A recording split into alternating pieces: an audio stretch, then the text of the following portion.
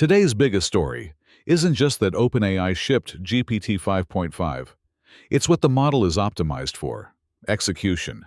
Not write me a paragraph. It's plan, use tools, check work, and keep going.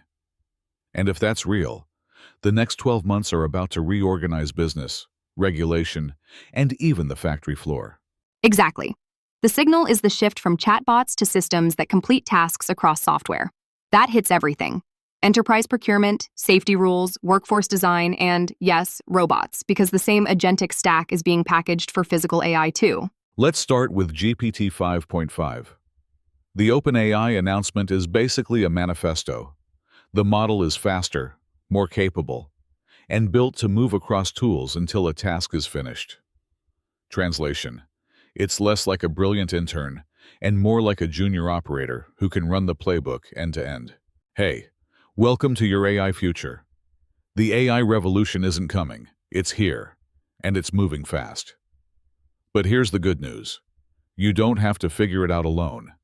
Every episode, we break down exactly what's changing, how it hits your career and your daily life, and the real steps you can take right now to stay ahead. This transition leads to abundance, and we're going to help you get there. Let's go. Right, and the specifics matter. OpenAI is telling people this model can write and debug code, research online, analyze data, and create documents and spreadsheets, then keep iterating. The benchmark table is a flex, but the product claim is operational, less babysitting.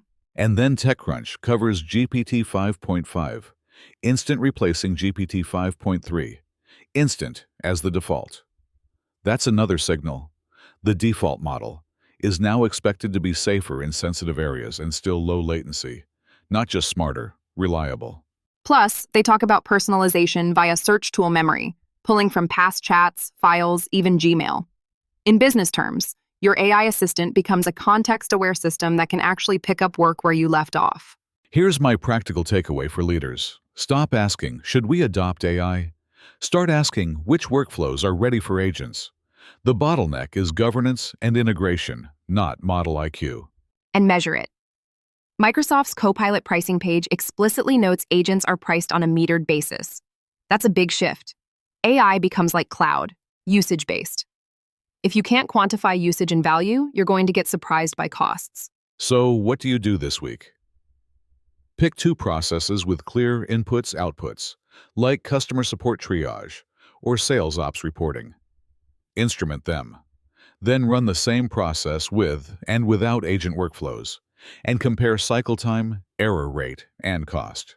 Now zoom out. Agentic isn't staying on the screen. NVIDIA's press release is basically saying, we're shipping open models for agents, for robots, and even for healthcare discovery. One item, Isaac GR00T N1.7, a vision language action model built for humanoids. And NVIDIA is positioning this as commercially viable for real-world deployment. That wording is aimed directly at operations leaders. They're saying, the stack is ready. Then BMW comes in with a real manufacturing narrative: physical AI, a center of competence, and a staged rollout. They talk about pilots, test deployments, integration into an existing robotics ecosystem. This is the blueprint for how big industrial orgs actually adopt humanoids. And it's not just Germany. BMW details a prior deployment at Spartanburg with daily 10-hour shifts, plus metrics like the number of components moved. That's what execs need, proof of operational hours, not just demo videos. Hyundai's Reuters story is the other side, a big bet with a long runway.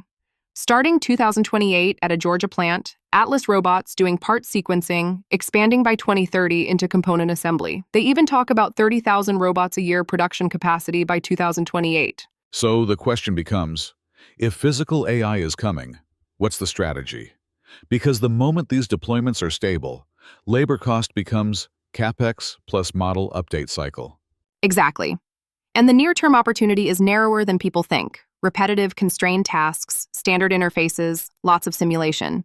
The near-term risk is broader: job design and safety compliance, which leads us right into regulation. Connecticut passing Senate Bill 5 is a big deal, not because it's the only bill, but because it's comprehensive. It touches employment decision-making, state agency AI use, and a whole set of guardrails around chatbots and minors. And the Transparency Coalition weekly update makes the pattern clear. Multiple states are converging on disclosure when you're interacting with AI, safety requirements for conversational systems, and extra protections for minors, things like notification, parental tools, and restrictions on sexual content or emotional dependence behaviors. This is regulation that targets the interface, not the model weights. Governments can't audit every training run, but they can say, you must label synthetic content, you must disclose chatbot use, you must implement guardrails. For companies, that means compliance is becoming a product requirement. If you're shipping AI customer experiences, you need logging, transparency, and a safety layer that's auditable.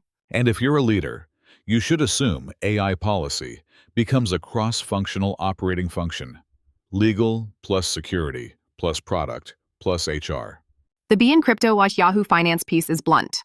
Layoffs are being framed as AI-driven restructuring. They cite multiple firms and talk about orgs rebuilding around AI. Cloudflare is a perfect example of the messaging shift. They're talking about being ready for the agentic AI era. And the article cites their internal AI usage jumping more than 600% in 3 months. That's not a side project. That's org change. But I want to caution people. AI-driven layoffs can also be a narrative used to justify headcount reductions in a tough environment. The important part is what you can measure: cycle time, quality, customer outcomes. So if you're watching this, and you're a knowledge worker, the move is to become the person who can run agent workflows, define the task, set evaluation criteria, manage exceptions, and ship improvements. That's the new leverage. Quick hits. 1. NVIDIA's open models connect agents, robots, and healthcare discovery. Watch for cross-pollination where enterprise tooling meets biotech workflows. 2. The longevity world is trying to level up from broad analytics to more precise interventions, which is the kind of translation step we need if health span is going to compound. 3. Metered agent pricing is your clue that CFOs are about to demand dashboards, usage, cost per task, and impact. If you're not building that measurement layer, you'll lose control of both budget and strategy. Look, this change is real, and it's not slowing down. But you showed up, you're paying attention, and that puts you ahead of most people already. If this episode helped you, do me a favor. Hit subscribe, ring that bell, and share this with someone you care about. Because the more people who prepare for this, the better we all come out on the other side. Abundance is where this ends. Let's get there together. This is your AI future.